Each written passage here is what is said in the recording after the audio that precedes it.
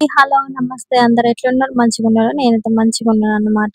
ఈరోజైతే పొద్దున్నే లేచిన వెంటనే ఆకలైతే ఊడ్చేసుకున్నాను. లేచిన వెంటనే అయితే అలికైతే వేసేసాను.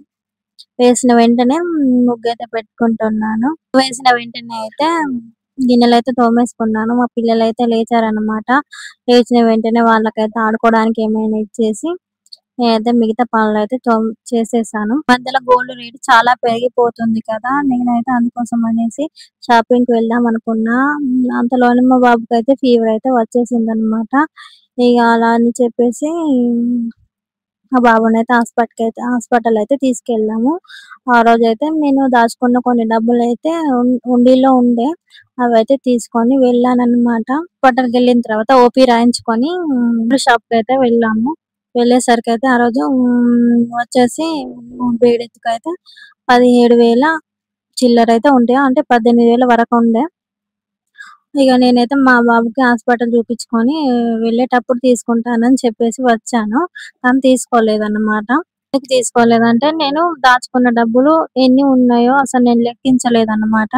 అందుకోసమే మరి అవి సరిపోతాయో లేదో అనేసి చెప్పేసి నేనైతే తీసుకోలేదు.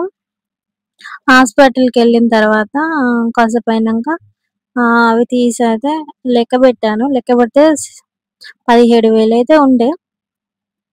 ఇగ మిగతావైతే మా ఆయనని అడిగి తీసుకుంటానని మా ఆయనని అడిగాను.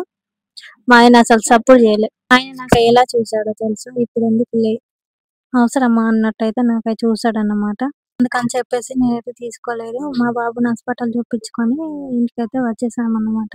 ఇంటికొచ్చిన తర్వాత ఇగ నా పానమంతా నేనెందుకు గోల్డ్ కొనుక్కోలేదు, మళ్ళా రేటు పెరిగిపోతుందేమో, ఇప్పుడే పెరిగిపోయింది, మళ్ళా పెరిగిపోతే నా డబ్బులు చాలవేమో అనేది నేనైతే ఆలోచించి ఇగ మా ఆయనతోటైతే అన్నాననమాట. నేనైతే గోల్డ్ కొనుక్కుంటే ఇలా అని చేసి ఉంటే ఖర్చయిపోతదని చెప్పాను. అప్పటికే ఆ డబ్బులు ఖర్చయిపోయాయి. 10,000 ఏమో ఉంది. అందుకని చెప్పేసి నేనైతే అవి ఉన్నాయి గదా! అవి తీసుకెళ్ళి నా పేరు మీద బ్యాంకులో వేసుకుంటాను. లేకుంటే అవి గూడా ఒడిసిపోతాయేమో అనేసి నేను అన్నాననమాట. అంటే సరే అని చెప్పారు. నాకెందుకసలు అవి బ్యాంక్‌లో వేసుకోవాలనా? అసలు అవి ఉంచుకొని కొనుక్కోవాలనా? అసలు అర్థం కాలేదు. ఇగ నేనప్పుడు ఏం చేశానంటే మా ఆయన దగ్గర కొన్ని డబ్బులు, నా దగ్గర ఉన్న డబ్బులు మొత్తం 20,000 అయితే ఉండే. అవి తీసుకొనైతే వెళ్దాము. వెళ్లి తీసుకుంటా ఏదైతే అదయిపోయింది. హ్మ్. ఇగ మా ఇంట్లో మొత్తం డబ్బులే లేకుండా మొత్తం 20,000 ఉండే. ఇగ అందుకని చెప్పేసి ఏం కాదులే తీసుకుంటా. తీసుకున్న తర్వాత ఎలా డబ్బులు నువ్వు కొలమే వస్తాయి గదా!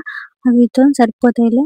ఉన్నవి మాత్రం నేను కొనుక్కుంటానని చెప్పేసి మా ఆయనతోని ఎలాగైనా ఒప్పించేసి షాపింగ్‌కైతే తీసుకెళ్ళానన్నమాట. నేను వెళ్ళిన రోజు 18,000 వరకు ఉందని చెప్పాను కదా! ఇగ మళ్ళీ నేను 2, 3 రోజులు అయిన తర్వాత వెళ్ళానని చెప్పాను కదా! ఆ రోజుకి ఈ రోజుకైతే రూ. 1000 అయితే పెరిగింది. నేనప్పుడు అనుకున్నాను, నేనప్పుడే కొనుక్కుంటే అయిపోవు, నాకు రూ. 1000 మిగిలేవి అనైతే అనుకున్నాను. ఇగ బేడెత్తుకైతప్పుడు 19,000 అయితే ఉండే. ఇగ 20 మా దగ్గర ఉన్నాయి. 20,000 ఇగ 19,000 అయితే బేడెత్తయితే తీసుకున్నాను. తీసుకున్న తర్వాత ఇంటికైతే వచ్చామన్నమాట. ఇంటికొచ్చిన తర్వాత మా ఆయన అన్నాడు, "ఉన్న డబ్బులు వాటికి పెడితే మరి మనకెట్లా?" అనేసి అన్నారు. "ఎలాగో ఇలా వస్తాయిలే." ఆయనకెలా అంటే డబ్బులున్నప్పుడు వాటికి వాల్యూ ఉండదు. అంటే ఉన్నప్పుడు త్వరగా ఖర్చు పెడతాడు. నేనెలా అంటే ఉంటే ఏమైనా కొనుక్కోవాలి, ఉంటే ఖర్చయిపోతాయేమో, ఏమన్నా కొనుక్కుంటే అది అలానే ఉంటది గదా! మన అత్యవసరానికి కావాలంటే ఎవరివ్వరు కదా! అని చెప్పేసి నేనైతే గోల్డ్ కొనుక్కుంటూ ఉంటాను.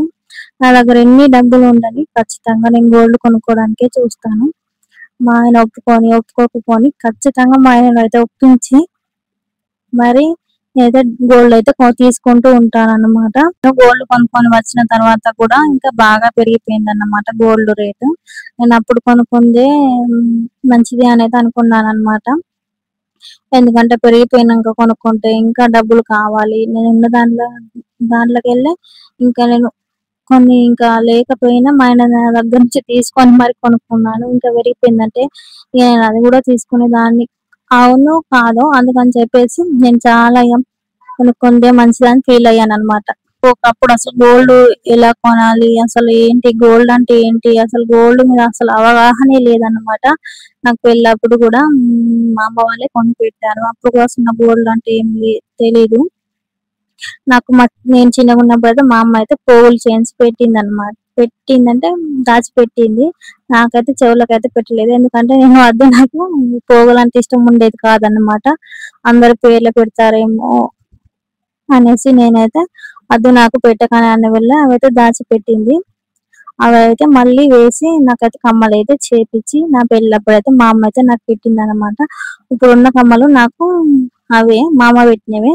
అందుకే నేను పెళ్ళైన కొద్ది రోజులకైతే అవి అలానే ఉంచుకున్నాను. మళ్ళీ ఇప్పుడు వెళ్ళినప్పుడు కూడా నేను డైలీ వేర్ కమ్మలు తీసుకుందాం అనుకున్నా.